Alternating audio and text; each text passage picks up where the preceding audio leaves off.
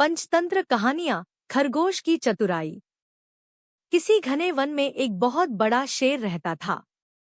वह रोज शिकार पर निकलता और एक ही नहीं, दो नहीं कई कई जानवरों का काम तमाम देता। जंगल के जानवर डरने लगे कि अगर शेर इसी तरह शिकार करता रहा तो एक दिन ऐसा आएगा कि जंगल में कोई भी जानवर नहीं बचेगा। सारे जंगल में सनसनी फैल गई। शेर को रोकने के लिए कोई न कोई उपाय करना जरूरी था। एक दिन जंगल के सारे जानवर इकट्ठा हुए और इस प्रश्न पर विचार करने लगे। अंत में उन्होंने तय किया कि वे सब शेर के पास जाकर उनसे इस बारे में बात करें।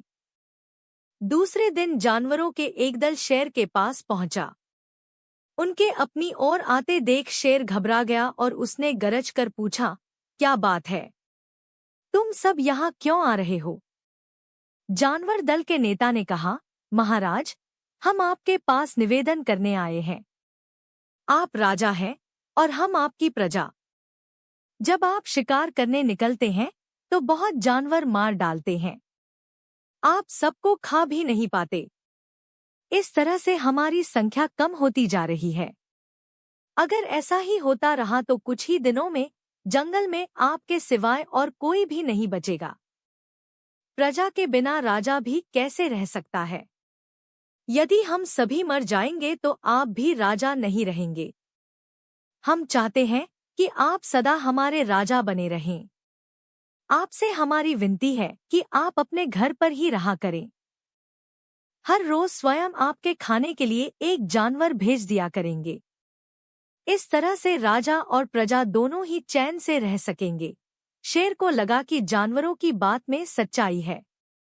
उसने पल भर सोचा, फिर बोला, अच्छी बात नहीं है, मैं तुम्हारे सुझाव को मान लेता हूँ। लेकिन याद रखना, अगर किसी भी दिन तुमने मेरे खाने के लिए पूरा भोजन नहीं भेजा तो मैं जितने जानवर चाहूंगा मार डालूंगा। जानवरों के पास तो और कोई चारा नहीं। इसलिए उन्होंने शेर की शर्त मान ली और अपने अपने घर चले गए। उस दिन से हर रोज शेर के खाने के लिए एक जानवर भेजा जाने लगा। इसके लिए जंगल में रहने वाले सब जानवरों में से एक एक जानवर बारी बारी से चुना जाता था। कुछ दिन बाद खरगोशों की बारी भी आ गई। शेर के भोजन के लिए एक नन्हें से खरगोश को चुना गया। वह खरगोश जितना छोटा था उतना ही चतुर भी था। उसने सोचा, बेकार में शेर के हाथों मरना मूर्खता है। अपनी जान बचाने का कोई न कोई उपाय अवश्य करना चाहिए और हो सके तो कोई ऐसी तरकीब ढूंढनी चाहिए जिसे सभी को इस मुसीबत से सदा के लिए छुटकारा मिल जाए। आखिर उसने एक तरकीब सोच ही निकाली।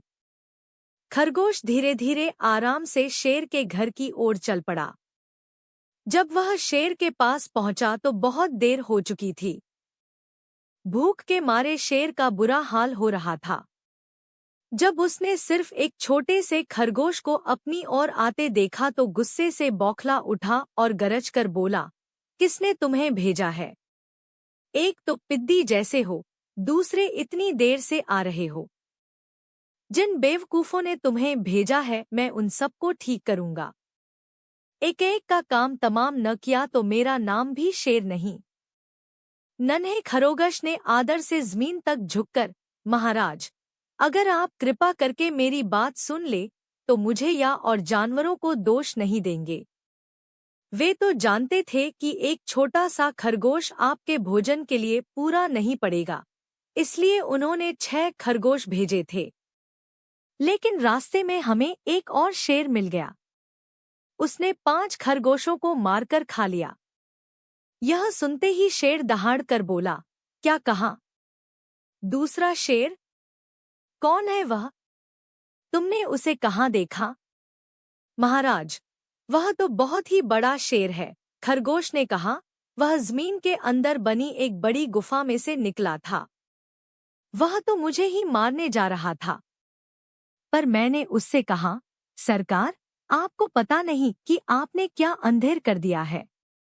हम सब अपने महाराज के भोजन के लिए जा रहे थे, लेकिन आपने उनका सारा खाना खा लिया है।